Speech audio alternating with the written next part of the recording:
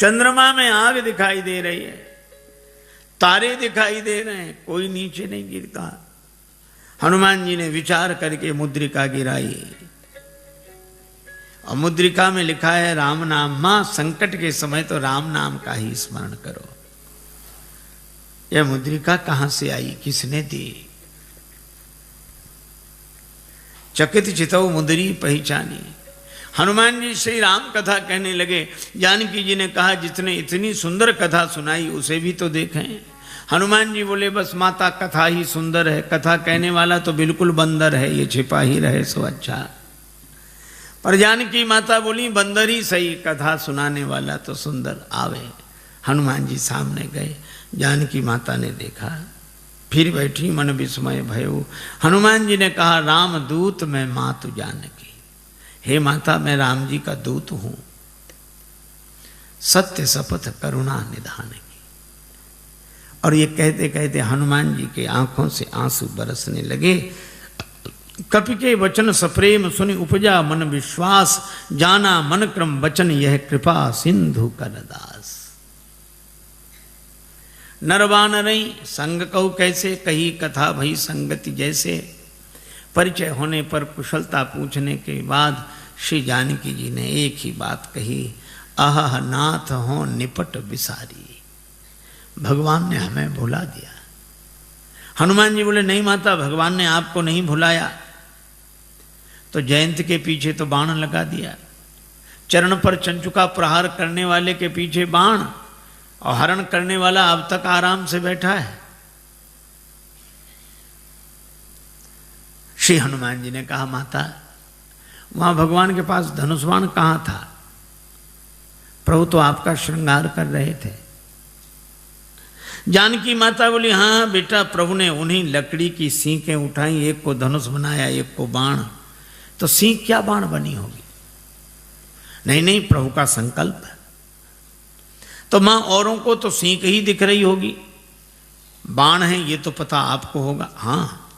तो हनुमान जी बोले ऐसा भी तो हो सकता है कि हरण करने वाले रावण के पीछे किसी और रूप में बाण को लगा दिया हो। और रूप में? किस रूप में? हनुमान जी ने कहा कि माता सामने देखो, ये वानर के रूप में राम जी का बाण ही है।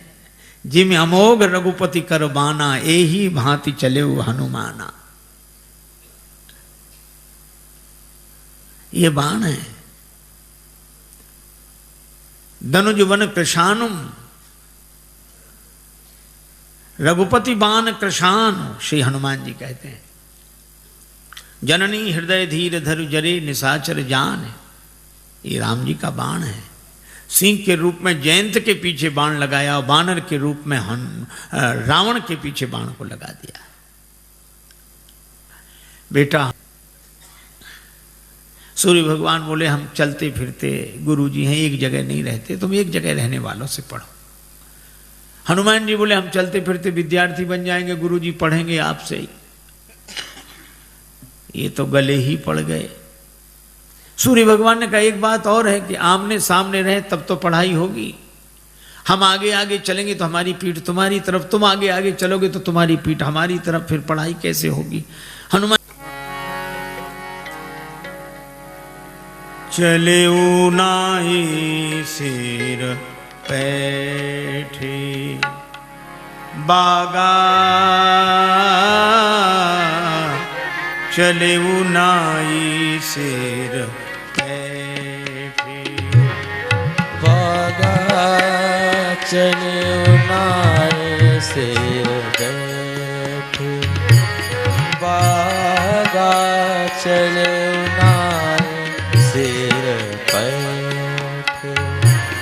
फल खायसी तरु तोरे लागा, सिर पे नाद चले नाए सिर बागा,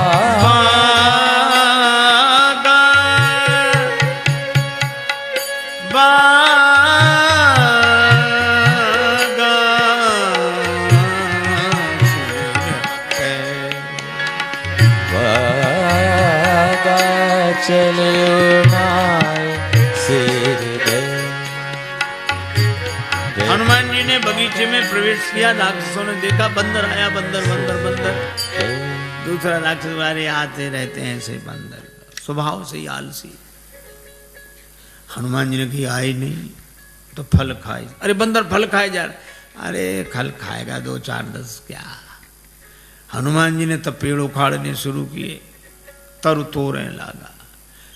अब पेड़ उखाड़, अब इनको होश आया कि रावण को क्या जवाब देंगे, पेड़ ही गायब। क्या कर रहे हो? हनुमान जी ने कहा तुम्हारी प्रतीक्षा, आओ। और जो आए सो हनुमान जी गदा की जरूरत ही नहीं पड़ी। जिस पेड़ के फल खा रहे थे वही पेड़ उखाड़ के राक्षसों पे मारा। कुछ बचे गए पुकारत कछु अधमारे, अधमरे थे वो गए। अच्छा जो पिट कर जाएगा डरा हुआ, वो लंबी बात नहीं बोल पाता, हाँफ रहे थे। रावण ने कहा क्या हुआ? नाथ एक आवा कपी भारी, 2 ही 2 अक्षर मिलेंगे इस पंक्ति में। थोड़ी सांस ठहरी, अब कहते हैं सो अशोक वाटिका उजारी। अक्ष कुमार को भेजा, पर कपीशम अक्षहंतारम, ये सुभट को लेकर आया था। चला संगले सुभट पारा। हनुमान जी ने अक्ष कुमार का वध किया। बंधु निधन सुन उपजा क्रोधा। आप लोगों ने बताया कि वो कपि नहीं महाराज, मरकट है, मार काट मचाए है। मेघनाद बोला मैं चलता हूं। अब रहे महाभट्टता की संगा, भट्ट सुभट महाभट्ट, पर धन्य हमारे बजरंग बली, सबको भटाभट कर दिया, एक नहीं बचा। कजू मारे से कजू मर देसी, जिस पर पेड़ पटका उसे मार दिया। और एक राक्षस को इस हाथ में पकड़ा, एक को इसमें बड़ा रूप, तो ऐसे ऐसे रगड़ दिया। अब वो चिल्ला में बचाओ बचाओ। हनुमान जी कहते हैं मजीरा बजा के कीर्तन करने की आदत है, हम समझ रहे हैं कीर्तन नहीं हो रहा है। और जो कहा में बचाओ, बचाएं तो तब जो ऊपर तक पहुंचेगा, बंदर को गिराओ। जो पांव के पास गए तो कछु मिली ऐसी धरी धूरी। ये कछु थोड़े बहुत नहीं है, पर तुलसीदास जी ने ना संख्या लिखी ना नाम। किसी ने तुलसीदास जी से पूछा कि ना आपने नाम लिखी ना संख्या। तुलसीदास जी बोले मारने दो, राक्षस हैं, कौन से बड़े महापुरुष हैं जो इनकी पुण्य जयंती मनाई जाएगी, सो याद रखें सब। मेघनाद को भी लगा कि प्राण जाने ही वाले हैं, तो उसने ब्रह्मास्त्र का प्रयोग किया। हनुमान जी परम वीर हैं, लेकिन बड़ों का सम्मान करना जानते हैं। ब्रह्मास्त्र में बंध गए। मेघनाद लेकर आया। रावण ने कहा कौन है तू? कह लंकेश कवन ते कीसा, कही के बल बन घाल इस खीसा, मार इस निश्चर कही अपराधा, कौसट तो न प्राण कही बाधा। हनुमान जी सुनते रहे। बाद में बोले जाके बल लवले सते जिते उचराचर जहारी, तास दूत में जाकर हरि आने प्रिय नारी। मैं राम जी का दूत हूं।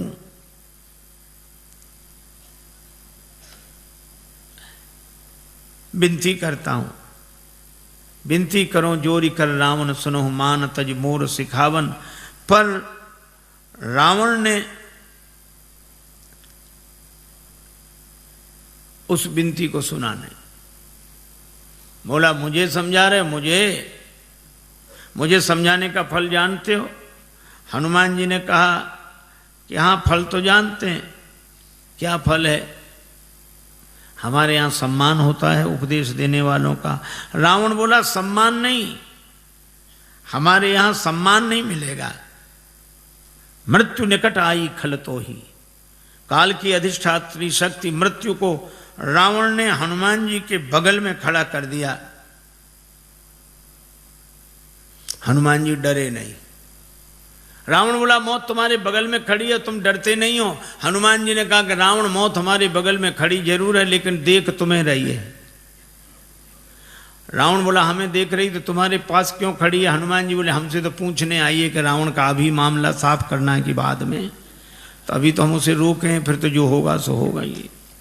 रावण को बड़ा क्रोध आया, मार डालो राक्षस को। राक्षस मारने दौड़े। हनुमान जी ने मन ही मन सोचा कि जानकी माता को बचाने के लिए मंदोदरी आ गई, तो मुझे भी बचाने के लिए कोई आएगा। और इतना ही जैसे ही राक्षस मारने दौड़े तो सचिवन सहित विभीषण आए। और कोई सजा दे दो। रावण बोला बंदर के अंग भंग कर दिए जाएं। हनुमान जी ने सोचा पता नहीं कौन से अंग भंग किए जाते हैं। पूंछ लटक रही थी पीछे।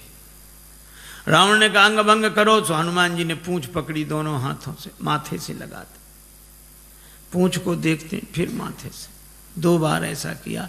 रावण बोला समझ गया, कपि के ममता पूंछ पर, इसकी ममता पूंछ पर है, सबई कहो समझाए। हनुमान जी ने सोचा कहीं ऐसा ना हो रावण ये कह दे कि एक तलवार मंगाए के पूंछ देहु कटवाए। सरस्वती माता की ऐसी कृपा हुई। रावण बोला तेल बोरी पट बांध पुनि पावक देहु लगाए, बचन सुनत कभी मन मुस्काना, भई सहाय सारद में जाना। राक्षसों ने वही रचना की। तेल तो खत्म, घी खत्म। रावण बोला मूर्खों घी के लिए कहा किसने था? हमने कहा था तेल बोरी पट, तुमने घी। राक्षस बोले हमने सोचा बंदर की पूंछ में थोड़ा बहुत लगेगा, वो तो बढ़ती जा रही है। रावण बोला तेल में ही डुबो कपड़े। हनुमान जी के पास गए कि घी नहीं तेल। हनुमान जी बोले जैसी जिसकी श्रद्धा हो, हमें सब स्वीकार है। अच्छा, आपने कभी विचार किया कि रावण को हनुमान जी की पूंछ से क्यों चिढ़ है? रावण को हनुमान जी की पूंछ से चिढ़ है क्यों? आपने देखा होगा पूंछ अंग विशेष को कहते हैं और प्रतिष्ठा को भी पूंछ कहते हैं। कई बूढ़े लोग घर के बाहर मिलते हैं उदास, उनसे पूछो क्यों, क्या बात है? कुछ नहीं। फिर भी अब इस घर में हमारी कोई पूंछ नहीं रही। बोलो है पूंछ की परेशानी की नहीं। उनके घर गए, चाय की कौन कहे, पानी तक के लिए नहीं पूछा। बेटे से कहो तुम पिता को नहीं पूछते हो, वो कहता पिताजी ने हमसे पूछकर काम किया कभी कुछ? सब जगह पूंछ की ही समस्या, और हम अपनी पूंछ आगे रखते हैं, पीछे नहीं। और रावण को भी हनुमान जी की पूंछ से ही चिढ़ है। रावण को लगता है लंका हमारी और हमारे यहां इनकी पूंछ।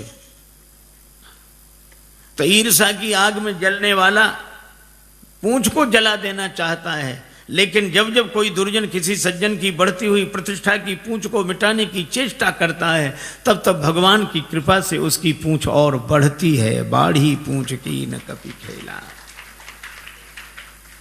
आग लगने वाली थी। हनुमान जी ने सोचा नगर में घूमकर देख लें, सभी ने चंदा दिया है, प्रसाद भी तो वहां वैसा वैसा देना पड़ेगा। रावण बोला बंदर को नगर में घूम कर आए, सब जगह से कुछ न कुछ आया। विभीषण के यहाँ से कुछ नहीं, इन्हें प्रसाद नहीं देना। आग लगी, हनुमान जी को पता ही नहीं लगा। देखा कि आग लगी, पावक जरत देखिए हनुमंता, भय परम लघु रूप, तुरंत छोटे बन गए और ब्रह्मास्त्र से निकल आए। पर बड़ा विशाल रूप बनाया, बालधी विशाल विकराल ज्वाल जाल मानो, लंक लील वेकों काल रसना पसारी है। चारों तरफ आग, ऐसी आग लगाई। पूंछ तो पहले से ही लंबी, जैसे बगीचे में बैठकर आदमी पाइप से पानी देता, यहां वहां वहां। हनुमान जी ने ऐसे आग लगाई चारों तरफ। रावण ने बड़ी कोशिश की, बादलों से कहा बरसो। बादल बोले जो आ गया। उसी समय हवा इतनी तेज चली कि पानी बरसे, बादल बरसे लंका में, और पानी गिरे 2 किलोमीटर दूर उधर जाके जहां आग नहीं थी। रावण ने प्रलय के बादल बुलाए, प्रलय पयोधि बोले, वो भी नहीं बुझा सके। राम रोष पावक सो जरई, लंका जलकर राख हो गई। और हनुमान जी जानकी माता के पास पूंछ बुझाकर छोटा रूप बनाकर, जानकी माता ने कहा वत्स मुझे तो बड़ा डर हो रहा था, लंका जल गई, तुम्हारी पूंछ का बाल भी नहीं जला। क्यों? हनुमान जी ने कहा कि माता लंक जला के जली भी नहीं, हनुमंत विचित्र है पूंछ तुम्हारी। जानकी माता कहती हैं लंक जला के जली भी नहीं, हनुमंत विचित्र है पूंछ तुम्हारी। कौन सा जादू राजेश भरा, हंसी पूछती हैं मिथिलेश दुलारी। हनुमान जी कहते हैं बोले कपि ही राघव आगे, हृदय में आगे राम जी बैठे। बोले कपि ये राघव आगे है पीछे है पूंछ रहस्य है भारी, वानर को भला पूछता कौन, श्री राम के पीछे है पूंछ हमारी। आगे राम जी के पीछे ही हमारी पूंछ है, नहीं तो कौन पूछता। माता लंका साधारण आग में नहीं जली, पावक में जली, राम रोष पावक, तो तुम्हारी पूंछ बची कैसे? का उस पावक में आप भी तो रह रही हैं माता। जानकी माता बड़ी प्रसन्न हुई, आशीर्वाद दिया। चूड़ामणि लेकर हनुमान जी विदा हुए। जानकी माता ने कहा कि प्रभु को प्रणाम कहना। संदेशा लेकर हनुमान जी आए। भगवान को पता लगा। हनुमान जी ने कहा कि जानकी माता की अत्यंत विपत्ति है।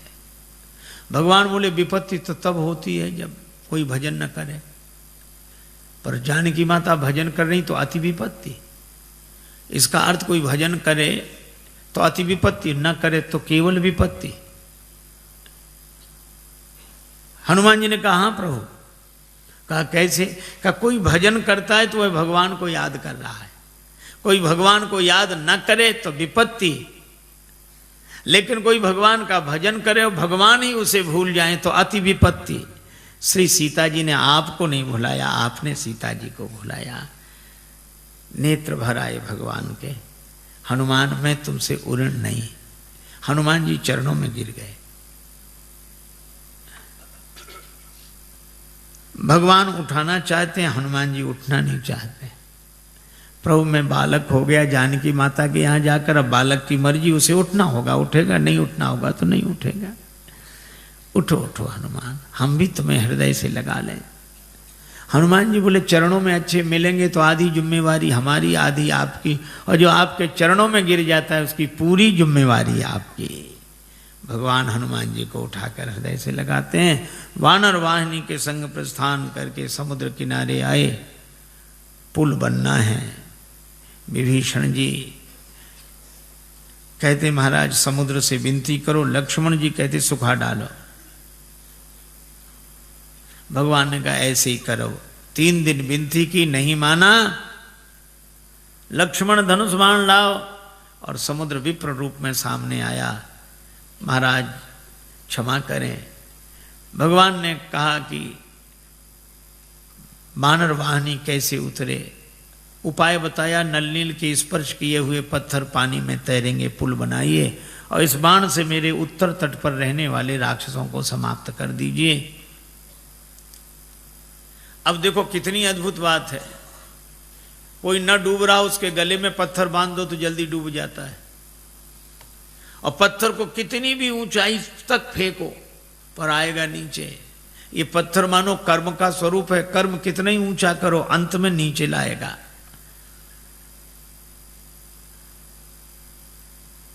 और ये पत्थर डुबाता है, हाँ, देहाभिमानी को डुबाता है, लेकिन नलनुल छू दे इसे, विवेक वैराग्य के द्वारा छू दो तो ये पत्थर तैरने वाला बन जाता है।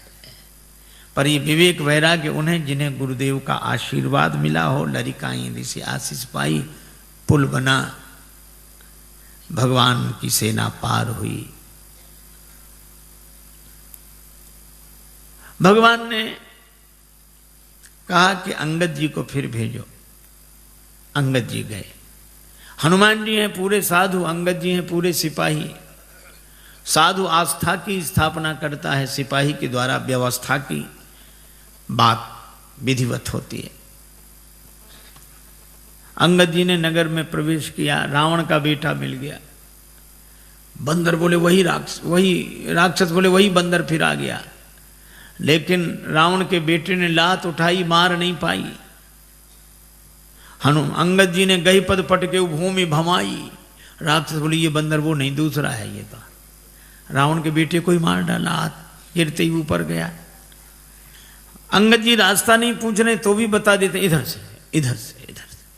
अरे रास्ता काहे को बता रहे? बोले आगे बढ़े, यहाँ से तो पीछा छूटे। और रास्ता इसलिए भी बता रहे हैं कि हम तो पहले ही समझ गए थे, वही नहीं समझा जो सिंहासन पर बैठा, उसी को समझाओ। अंगद जी को देखकर सभासद उठे। रावण ने फटकारा, तो बेचारी न बैठ पाए न उठ पाए। कौन है तू?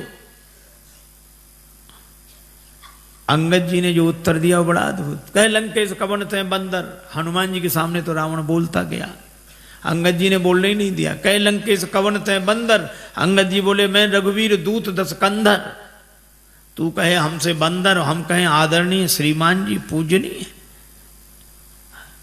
एक चौबे जी थे, उनसे कोई कहे चौबे जी तो चौबे जी कहते हाँ जी, और कोई कहे चौबे तो फिर कहते क्यों बे।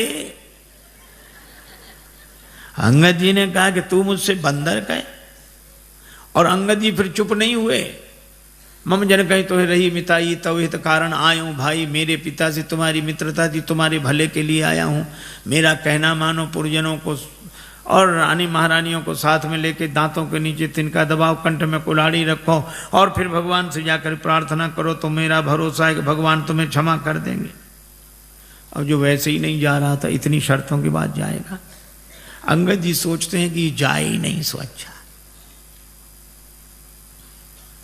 रावण बोला तेरे पिता से मेरी मित्रता, कौन है तेरा पिता? अब रावण खूब जानता है ये बाली का बेटा है, लेकिन पूछा ऐसे ताकि अंगद कहें कि बाली तो मर गए। मैं पूछूंगा कौन सी बीमारी हुई क्या? राम जी के बाण से। तो रावण बोला मैं फिर कहूंगा कि जिसने तेरे बाप को मार डाला उसी की सेवा करते शर्म नहीं आती? बाप की मृत्यु का बदला लेना है तो हमारे साथ आ। लेकिन जैसे ही अंगद जी से कहा कि तुम्हारा पिता कौन, तो अंगद जी बोले 6 महीने जिसकी बगल में दबे रहे उस बाली को भूल गए। रावण ठाका लगा, बोला हाँ हाँ हाँ हाँ हाँ हाँ रहा बाली वानर में जाना। आजकल बाली कहाँ है? अंगद जी बोले 8-10 दिन में तुम भी वहीं पहुंच जाओगे जहां बाली है, वही कुशलता बताएगा। रावण बोला तुम्हारे कठोर वचन में सहन कर रहा हूं क्योंकि मैं धर्मात्मा हूं। अंगद जी बोले तुम्हारे जैसा धर्मात्मा कौन? परित्य हरण करने वाला तो धर्मात्मा तुम ही हो। शर्म नहीं लगती? डूब न मरो धर्म व्रत धारी। रावण ने कहा तू मुझे नहीं जानता, मैंने अपने सिर काट काट कर शंकर जी को चढ़ा दिए, मैं वीर हूं। अंगद जी ने कहा इंद्रजाली अपना पूरा शरीर काट देता है, कोई उसे सेना में भर्ती नहीं करेगा कि बड़ा वीर है। मैंने जला दिए सिर। अंगद जी बोले जरा ही पतंग विमोह, बस पतंगे रोज जलते हैं। दूसरे दिन अखबार में खबर नहीं छपती कि पिछली रात इतने पतंगे वीर गति को प्राप्त हुए। ये कोई वीर गति है? मैं कैलाश पर्वत उठा लिया, इतना भार उठाने वाला हूं। अंगद जी बोले जानवरों में सबसे ज्यादा बोझ गधा उठाता है। भार वहीं खर वृंद, ते नहीं वीर कहा वहीं समझ देख मति मंद। रावण बोला मैं चलता हूं तो धरती हिलती है। अंगद जी बोले तुम्हारे चलने से हमारे राम जी के छोटे भैया लक्ष्मण जी बोलते हैं तो धरती हिलने लगती है। लखन सकोप वचन जब बोले, डगमगान मही दिग्गज डोले। रावण बोला ऐसा? तो बड़े भैया को तो बोलना ही नहीं पड़ता होगा, धरती हिल जाती हो। हाँ नहीं बोलना पड़ता। वे धनुष पर हाथ फेरे, सर चाप कर फेरन लगे तो भूधर डगमगे। रावण बोला क्यों रे? बाली तो इतना गप्पी नहीं था। बाली न कबू गाल असमारा, मिली तपसिन तय भय सी लवारा। अंगद जी बोले करके दिखाऊं?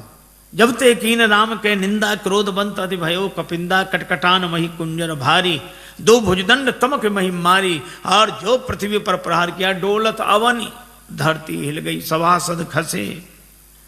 रावण के मुकुट गिरे, छीना झपटी मची। 6 मुकुट रावण ने सिर पर लगाए, 4 मुकुट अंगद जी ने राम जी की शरण में भेज दिए। अब विचार करो 10 सिर और 6 मुकुट कितने सुंदर लग रहे होंगे। लेकिन रावण से किसी ने कहा कि सुंदर नहीं दिख रहे। बोले भले ही सुंदर न लगे, 2 तो ज्यादा हैं इधर। अंगद से कहा उठा के फेंक दो इसको, राक्षसों को फेंक दो। अंगद जी बोले बाद में फेंकना, पहले चरण हिला दो। सभी राक्षस गए, चरण नहीं हिला। तासु सभा की कठिन प्रण जय तौल्यो कैलाश। तुलसी प्रभु प्रभुता कहो कि सेवक को विश्वास। अंगद जी का पांव नहीं हिला। तुम ही बचे हो। रावण आया, जैसे ही चरण पकड़ने लगा अंगद जी ने पांव हटा लिया। रावण बोला यह क्या किया? अंगद जी बोले झुकना यहाँ सिखा रहे हैं, पर चरण पकड़ना हो तो भगवान का पकड़ो। साधु वही है जो झुकना अपने चरणों में सिखाए, पर चरण भगवान का पकड़ाए। रावण को बड़ा बुरा लगा, लेकिन करता क्या? अंगद जी आए, राम जी से कहा कि युद्ध अवश्यम भावी है। दूसरे दिन से युद्ध आरंभ हुआ।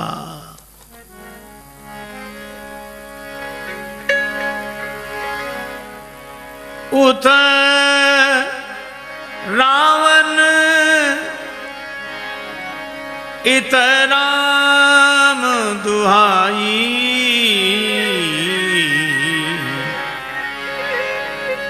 जयति जयति कर परी लड़ाई।